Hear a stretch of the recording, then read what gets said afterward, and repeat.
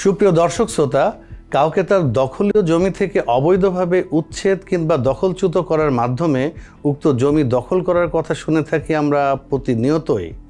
এমন অবস্থায় যাবৎকাল আমরা দেখেছি যে এমন বেদখল হওয়া ব্যক্তিকে একটা দীর্ঘ মেয়াদে আসা যাওয়া শুরু করতে হয় জজ কোর্ট কিংবা দেওয়ানি আদালতে। বছরের পর বছর ঘুরে শেষ পর্যন্ত জমি পুনরুদ্ধার করা গেলেও কিন্তু তার জন্য দায়ী ব্যক্তির কোনো শাস্তি বা দণ্ডের বিধান ছিল না বিদ্যমান কোনো আইনে। অর্থাৎ কেউ যদি কাউকে জোরপূর্বক তার জমি থেকে উচ্ছেদ বা বেদখল করত, তাহলে তার জন্য ফৌজদারি মামলা দায়ের করার কোনো বিধান ছিল না এতদিন। অবশেষে অবসান হয়েছে এই অচল অবস্থার, প্রণীত হয়েছে সময়োপযোগী একটি আইন। আর এই এপিসোডে আমরা আলোচনা করব ঠিক এ বিষয়ে। জানতে হলে আমাদের সঙ্গে থাকুন পুরোটা সময়।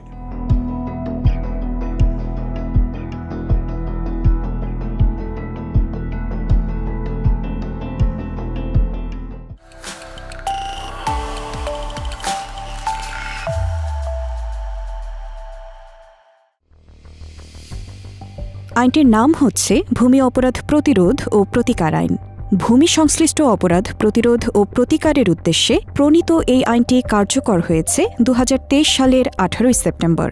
আইনটিতে ধারা রয়েছে মোট 27টি। এপিসোডের আলোচ্য বিষয় তথা জমি থেকে জোরপূর্বক উচ্ছেদ বা বেদখল করা কিংবা জমির ভোগ দখলে বাধা সৃষ্টি করার শাস্তি বা দণ্ড সম্পর্কে বলা হয়েছে আইনটির 7 ধারায়। ধারাটিতে রয়েছে 3টি উপধারা। ধারাটির শিরোনাম হচ্ছে অবৈধ দখল প্রতিরোধ ও দণ্ড।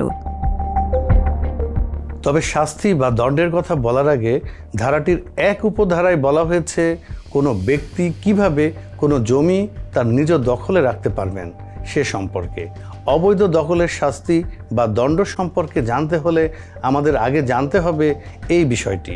এটি সম্পর্কে ভালোভাবে জানার আরও একটি তাগিদ রয়েছে এখানে।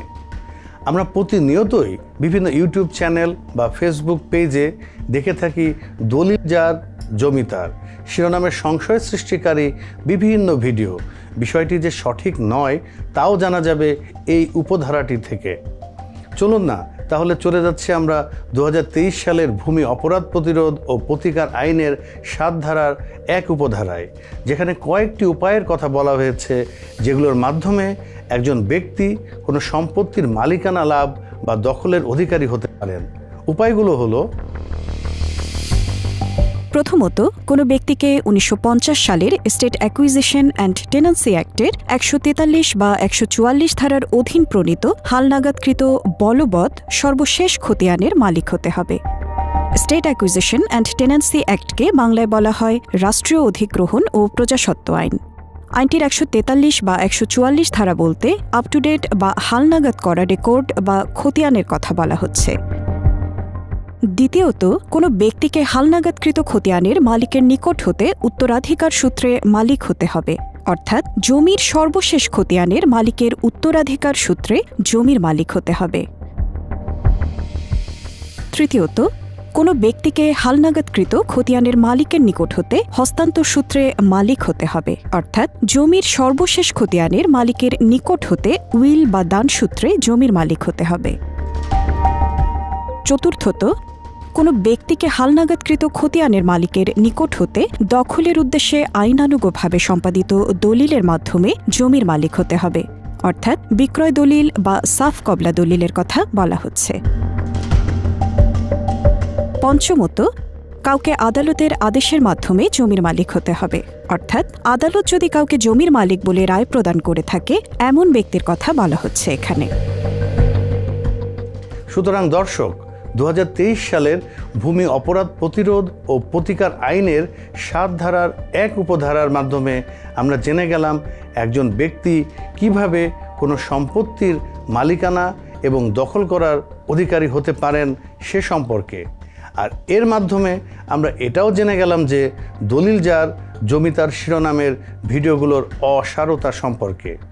অর্থাৎ কেবলমাত্র দলিলের মাধ্যমেই জমির মালিকানা অর্জিত হয় না, বরং জমির মালিকানা অর্জনের রয়েছে কমপক্ষে আরও 4টি উপায়। যাই হোক, ধরা যাক আপনি এই উপায়গুলোর যে কোনো একটি উপায়ে কোনো সম্পত্তির মালিকানা ও দখলে রাখার অধিকার লাভ করবেন।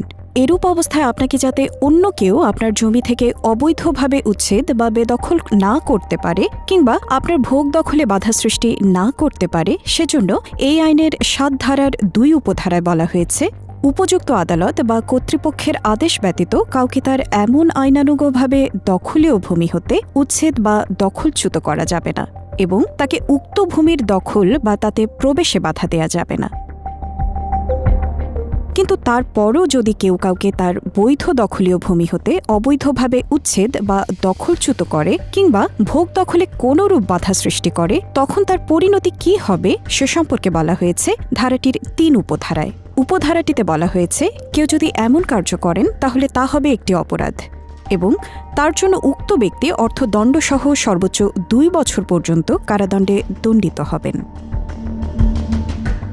এবার নিশ্চয়ই প্রিয় দর্শক, আপনারা বুঝতে পারছেন যে ২০২৩ সালে এই আইনটি প্রণয়নের পর আইনটির ৭ ধারার মাধ্যমে কাউকে তার দখলীয় জমি থেকে বেদখল করাকে একটি অপরাধ হিসাবে সাব্যস্ত করা হয়েছে, যা আগে কখনো করা হয়নি এবং তার জন্য শাস্তির বিধানও রাখা হয়েছে এই আইনটিতে।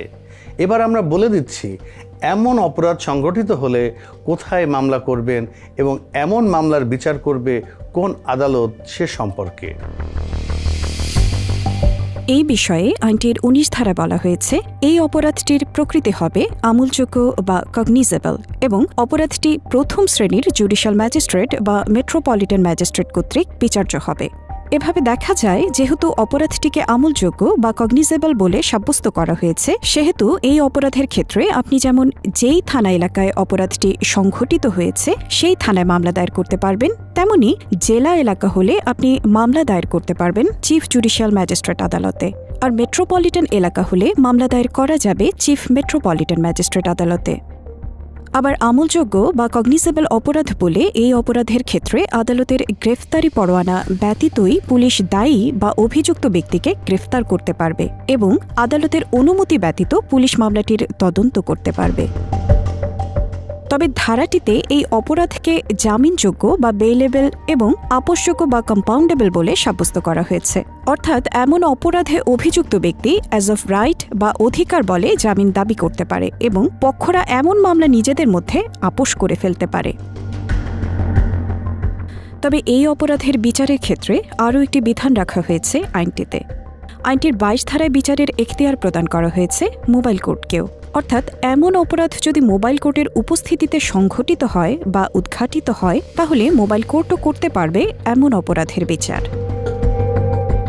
সুপ্রিয় দর্শক শ্রোতা, এবার নিশ্চয়ই আপনারা বুঝে গেছেন যে ২০২৩ সালে ভূমি অপরাধ প্রতিরোধ ও প্রতিকার আইনটি প্রণীত হওয়ার পর এখন থেকে স্থাবর সম্পত্তি থেকে বেদখল হওয়ার বেলায় ভুক্তভোগী ব্যক্তি বেদখল হওয়া জমি পুনরুদ্ধারের মামলা করার পাশাপাশি বেদখলকারী ব্যক্তির বিরুদ্ধে দায়ের করতে পারবেন ফৌজদারি মামলাও।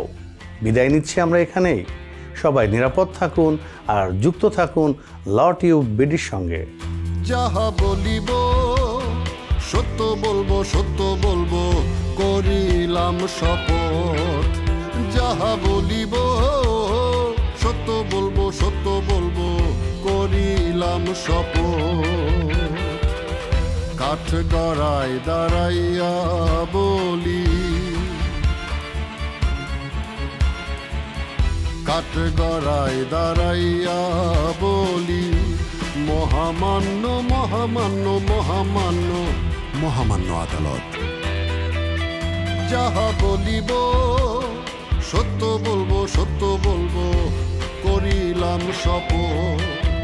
যাহা বলিব সত্য বলবো, সত্য বলবো, করিলাম শপথ।